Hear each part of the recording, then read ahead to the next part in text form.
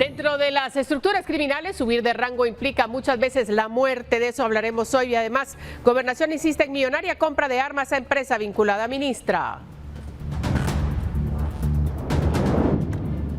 Granizada sorprende a comunidades de San Marcos y Quetzaltenango. Más de 300 familias resultan afectadas y más de 400 hectáreas de cultivos quedan dañadas.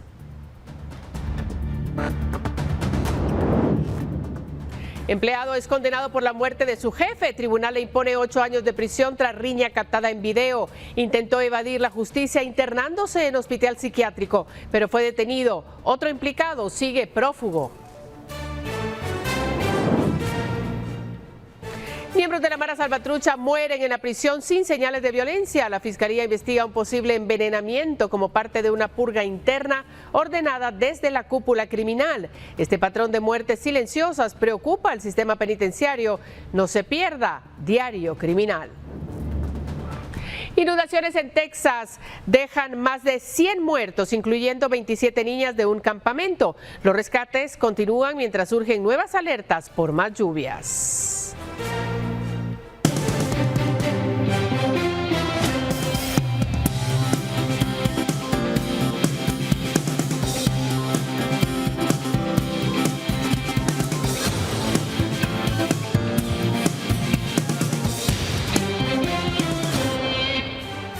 Bienvenido, gracias por estar con nosotros en esta emisión estelar de Noticiero Guatevisión. Estamos empezando la semana, empezando las noticias y lo hacemos con mucho gusto porque usted nos acompaña ya a esta hora. Y vamos de inmediato a la información. Luego de señalamientos por opacidad y posible conflicto de interés en una millonaria compra de armas de fuego, el ministro de Gobernación justificó la adquisición y en conferencia aseguró que el proceso continuará. El ministro de Gobernación, Francisco Jiménez, justificó la compra de 10,000 armas de fuego a una empresa cuyo representante legal es hermano de la ministra de Cultura y Deportes, Liwi Gracioso. Según Jiménez, el proceso no buscó beneficiar a funcionarios, aunque la adjudicación se hizo a un único proveedor, como se estableció desde 2015. Por este armamento, el Ministerio de Gobernación pagará 84 millones de quetzales. No hay ninguna ley específica sobre el tipo de arma, pero sí hay la ley permite la compra de proveedor único. ¿Por qué proveedor único? Porque las características de esta arma son únicas. Esta decisión estratégica logística se tomó en el 2015. La empresa Mundo de las Armas, Sociedad Anónima, es la única en Guatemala que ofrece las pistolas que busca adquirir el Ministerio del Interior. El ministro indicó que al cambiar el tipo de arma, dejaría a la PNC sin equipo ni insumos compatibles. Claro que se pudiera comprar otra arma, pero había que cambiar las armas que tenemos ahora. Para estandarizar me refiero. Y eso requiere no solo una inversión altísima, sino que además requeriría una serie de procedimientos logísticos que resultaría de que nos quedaríamos desarmados por un buen periodo de tiempo. Gobernación solicitó a la Contraloría General de Cuentas un plazo de 5 días para tomar una decisión definitiva sobre la compra, que aún podría cancelarse. Mientras tanto, el Ministerio Público investiga posibles anomalías en el proceso. El MINGOV informó que próximamente se levantará otro evento para adquirir armas largas. Con imágenes de Juan Diego González para Noticiero Guatevisión, reportó Leslie Sánchez. La Fundación contra el Terrorismo presentó una nueva acción de amparo en contra de la decisión del presidente Bernardo Arévalo de mantener en el cargo al ministro de la Defensa, Henry Sainz. Según la entidad, el militar permanece de manera ilegal en su puesto laboral, pues se contraviene a la Ley Orgánica del Ejército de Guatemala, pues la misma señala que una vez cumplidos los 33 años de servicio, deben pasar a una situación de retiro. El presidente respondió a los señalamientos, asegurando que el amparo no tiene sustento legal, pues anteriormente ya habían accionado de manera similar y la misma Corte falló a favor del Ejecutivo. Está organizado en la reserva y se está organizando. Y según el ministro de Finanzas, el gobierno central muestra una ejecución presupuestaria superior a la de administraciones anteriores en el mismo periodo. Sin embargo, algunas dependencias presentan niveles de ejecución bastante bajos. Pese a contar con el presupuesto más alto de la historia, el gobierno actual reporta niveles de ejecución presupuestaria similares a los de administraciones anteriores. Según el ministro de Finanzas, Jonathan Mencos, ha habido una mejora de aproximadamente 2% al compararlo con los gobiernos de Alejandro Yamatei y Jimmy Morales. Nosotros llevamos una ejecución del 40.6%. Destaco esto porque es importante recalcar acá que el presupuesto, como la economía ha ido creciendo y de una ejecución de gasto que se tenía en 30.600 millones de quetzales en 2017, al 30 de junio hemos pasado a una ejecución de 62.800 millones de quetzales al mes de junio de este año. No obstante, algunos ministerios como Agricultura, Ambiente, Cultura y Deportes y Comunicaciones no superan ni el 30% de ejecución, a diferencia de carteras como Educación, Trabajo, Salud y Gobernación, que ya superan el 40%. A pesar de ser un presupuesto potente, es un presupuesto que conserva la necesidad de seguir teniendo una política fiscal que promueva la sostenibilidad, y ustedes pueden encontrar que solo hay un incremento de 4.5% en el tamaño del presupuesto del año 2026 con respecto al presupuesto que se está ejecutando este año. Mientras tanto, el anteproyecto de presupuesto para el próximo año continúa su curso para ser presentado al Congreso y discutido para su aprobación. Mencos aseguró que para este año se mantiene una meta de recaudación de impuestos, la cual asciende a 109.302 millones de quetzales. Con imágenes de Juan Diego González, para Noticiero Guatevisión, reportó Leslie Sánchez. En otras noticias, el presidente Bernardo Arévalo se pronunció sobre el nuevo impuesto aplicado por Estados Unidos a las remesas familiares. Según el mandatario, Guatemala expresó oficialmente su rechazo a la medida al considerar que afecta directamente a la economía del país. Manifestamos desde un comienzo que poner el impuesto a las remesas era inconveniente desde todo punto de vista, pero si bien esta medida no es conveniente, como lo hemos dicho, es considerablemente mejor a las cifras que originalmente estaban siendo analizadas por las autoridades estadounidenses. En su momento, nosotros hicimos ver al Congreso de los Estados Unidos de América, así como otros gobiernos de la región, que las razones por las que considerábamos que un impuesto a las remesas eran inconvenientes. Y otras cosas, existe controversia por una supuesta censura ejercida desde el Ejército de Guatemala hacia un coronel. El Ejecutivo justifica que no se está coartando la libertad de expresión, pero aclara que deben cumplirse los reglamentos internos. Este fin de semana se esperaba que el coronel Edgar Rubio Castañeda presentara su libro en la Filgua 2025. Con el título Guatemala, Narcoestado y Oligarquía, la obra generó expectativa entre los asistentes a la Feria del Libro. Sin embargo, la presentación fue cancelada. En redes sociales quedó evidenciada la decepción del público al conocer la noticia. Pero me acaban de informar de eso.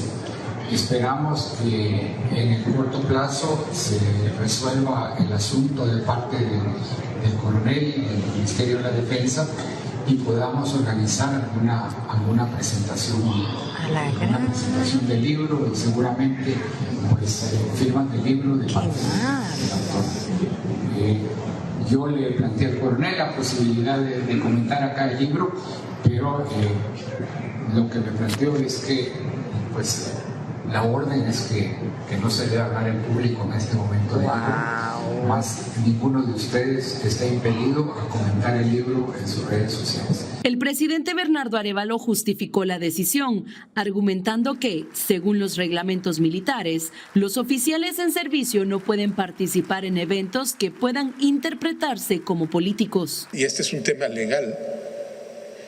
Es la manera como los principios establecidos quedan después normados a través de regulación específica que limita qué es lo que se puede hacer o no cada una de las personas. El Código Militar establece que para garantizar el carácter apolítico del Ejército, los miembros del Ejército no deben participar en actividades a las que se les pueda asignar una connotación de tipo político. El mandatario afirmó que no existe censura, ya que el libro está disponible para su venta. Con imágenes de Juan Diego González para Noticiero Guatevisión, reportó Leslie Sánchez. Y este fin de semana la caída de granizo en San Marcos y en Quetzaltenango afectó a más de 300 familias y dejó al menos 58.7 hectáreas de cultivo de maíz, papa y zanahoria dañada, según las autoridades.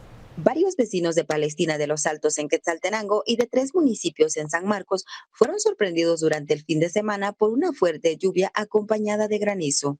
La Coordinadora Nacional para la Reducción de Desastres dio a conocer que la caída de granizo afectó específicamente a los vecinos de la aldea El Edén en Palestina de los Altos en Quetzaltenango.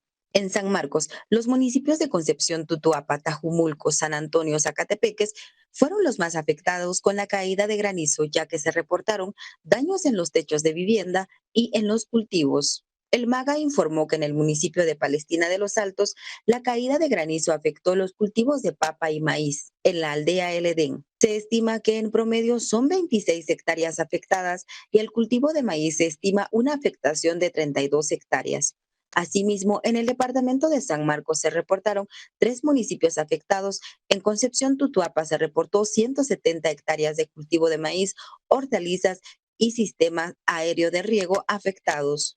En San Antonio, Zacatepeques, hay 183 hectáreas de cultivo de papa y zanahoria afectadas. Y finalmente, en Tajumulco se dañaron 10 hectáreas de cultivo de maíz, según el MAGA, reportó Lucero Zapalú. Mientras tanto, el INSIBUME advierte que las lluvias intensas persistirán durante la semana debido al ingreso de al menos 2 ondas del este. Además, no se descarta la caída de granizo.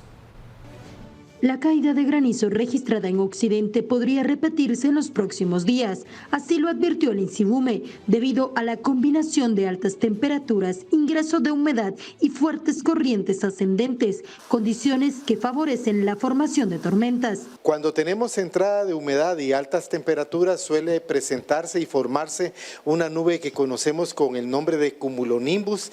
Para que esta nube se disipe cuando alcanza 8 o 10 kilómetros de altura, es necesario que se presente lluvia fuerte, con viento, actividad eléctrica y algunas veces caída de granizo. En este mes de julio llevamos 2 eventos, uno que se presentó en la parte de Amatitlán sin caída de granizo y el que se presentó la tarde de ayer domingo en el departamento de San Marcos, donde tuvimos caída de granizo.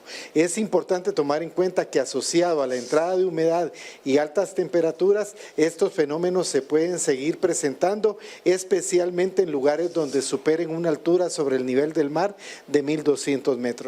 El INSIBUME también ha señalado que durante esta semana las fuertes lluvias continuarán en varias regiones del país, considerando el acercamiento de nuevas ondas del este. Para lunes y martes, con el acercamiento de una onda del este y por condiciones locales también, altas temperaturas, se estarán presentando lluvias con actividad eléctrica con mayor posibilidad de regiones del sur al centro del país. Una disminución en lluvias como es normal para los días miércoles y jueves, y para la tarde-noche del día viernes y sábado esperamos la incursión o acercamiento de otra onda del este que estaría incrementando la posibilidad de lluvias en el territorio nacional. Según el pronóstico, las áreas más vulnerables por la saturación de suelos y los acumulados de lluvias se encuentran entre el sur y el centro del país, destacando los departamentos de Jutiapa y Santa Rosa.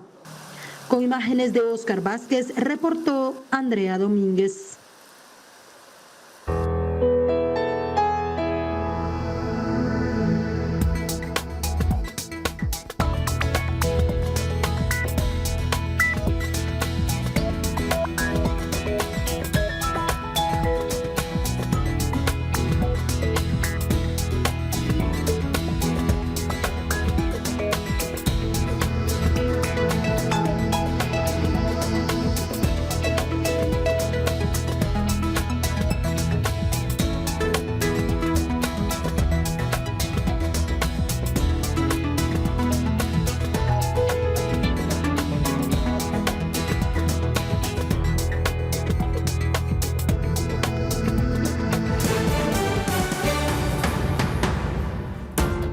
Continuamos con temas de justicia. Los magistrados suplentes de la Corte Suprema de Justicia rechazaron una apelación y confirmaron que el caso por el crimen de Melissa Palacios sea conocido por un juzgado de mayor riesgo.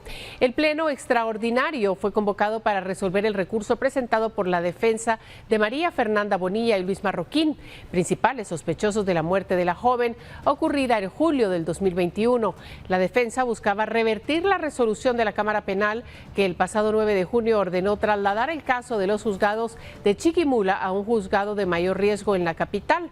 Aunque se desconocen los argumentos presentados en la apelación, los magistrados confirmaron la decisión de la Cámara Penal y el caso continuará en jurisdicción especializada.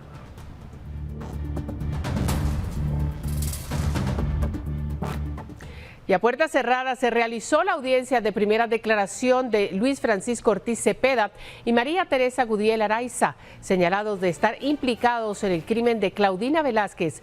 El caso se retoma 10 años después, tras la reciente captura de ambos sospechosos acusados de asesinato, obstaculización a la acción penal y falso testimonio.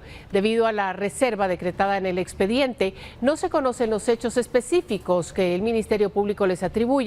La audiencia se llevó a cabo en el juzgado de mayor riesgo D, a cargo de la jueza Avelina Cruz Toscano.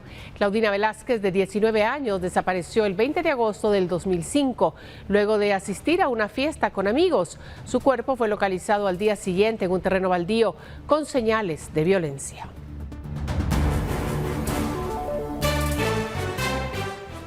Y el Tribunal de Mayor Riesgo B absolvió a Rafael Estuardo Oliveros Gándara, ex trabajador de migración, del delito de falsedad ideológica.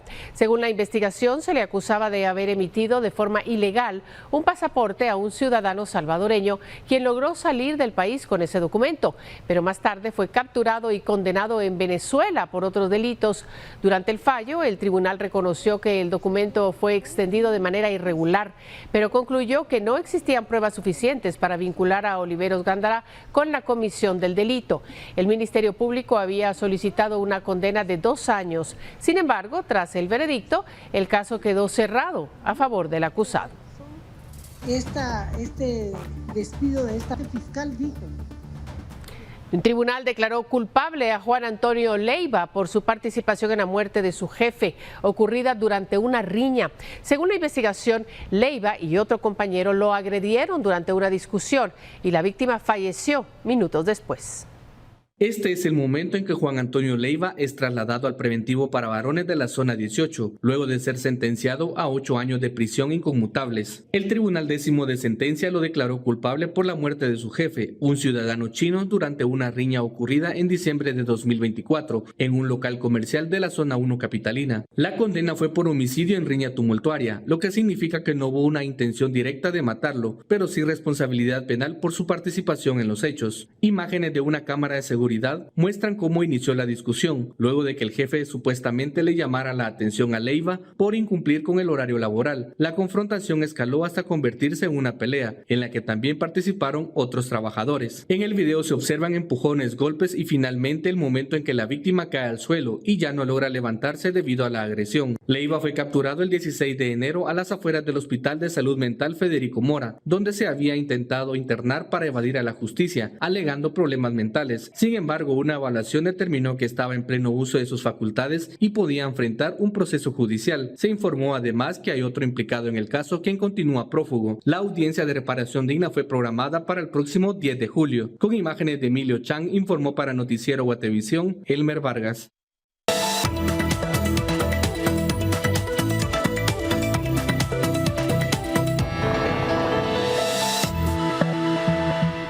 Pasamos a temas económicos. La evasión de los impuestos sobre la renta y al consumo se estimó en 45.755.12 millones de quetzales y la SAT logró identificar 4 mecanismos a través de los cuales se desarrolla esta práctica de incumplimiento.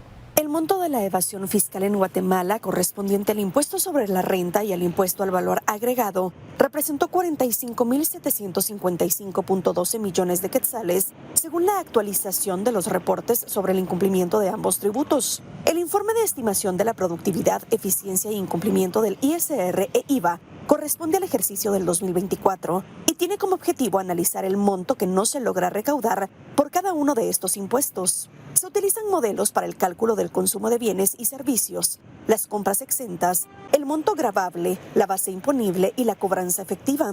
Asimismo, se identifica el monto del incumplimiento, el grado de cumplimiento y sus respectivas tasas. Según el reporte del 2024, de los 45.755 millones de quetzales, 31.738 millones corresponden al ISR y 14.017 millones al IVA.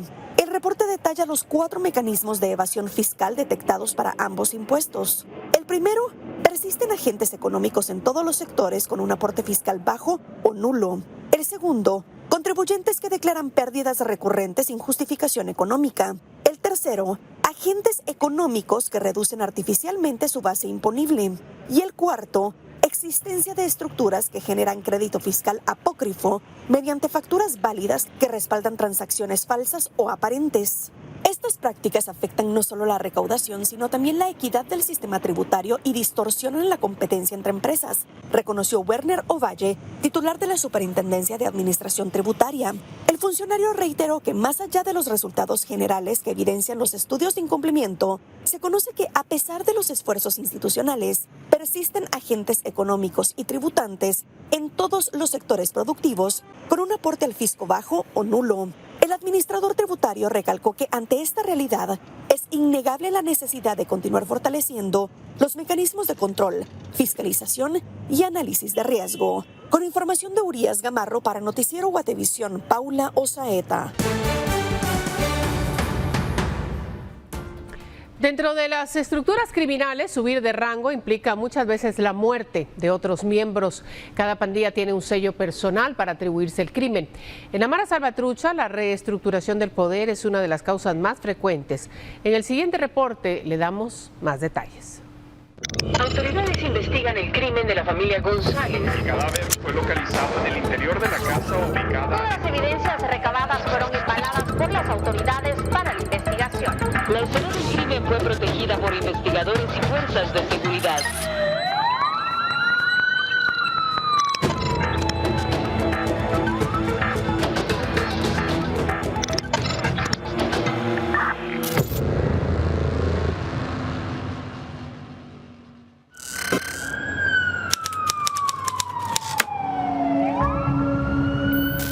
Las pandillas más sanguinarias que opera en Guatemala es la Mara Salvatrucha, y contra esta estructura se investiga un comportamiento inusual.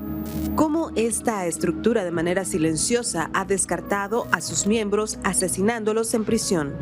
A continuación, un caso reciente deja expuesta esta tesis del Ministerio Público. Esta cárcel es la de Pavoncito, que funciona en Fraijanes, y adentro permanecen más de 2.003 privados de libertad y de ellos 312 son integrantes de la Mara Salvatrucha. Pero su perfil no es para ignorar, son de alta peligrosidad.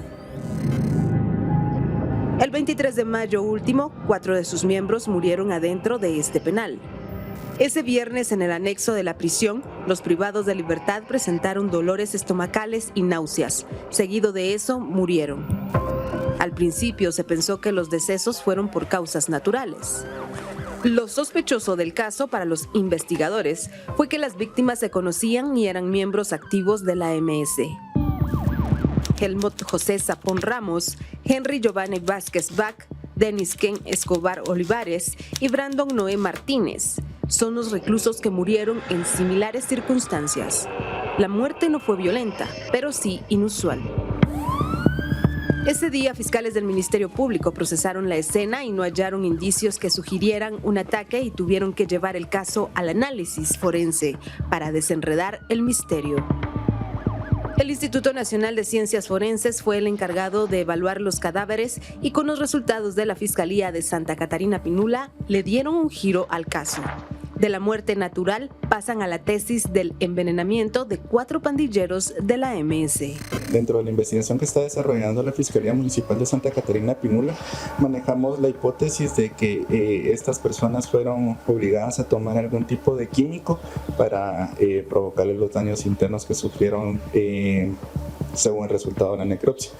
Nosotros acabamos de recibir la necropsia, el informe, y solo nos falta que nos confirmen la causa de muerte de una persona, porque todavía se está en estudio, ya que no fue concluyente el primer resultado de esa situación. Entonces, estamos manejando esa línea de investigación de que fueron obligados a tomar este tipo de producto. Los fiscales creen que el 23 de mayo los 4 reclusos fueron obligados a tomarse un plaguicida.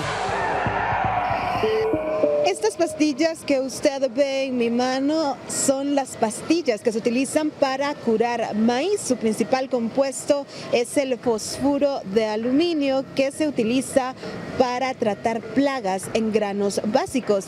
Es de venta libre y su costo va de entre los 5 y los 10 quetzales. Pero según información que nos ha trasladado DEICA hasta el momento, pues estos no eran líderes precisamente de alguna clica o dentro de la mara como tal, sino que pues eran parte media de la estructura de la pandilla.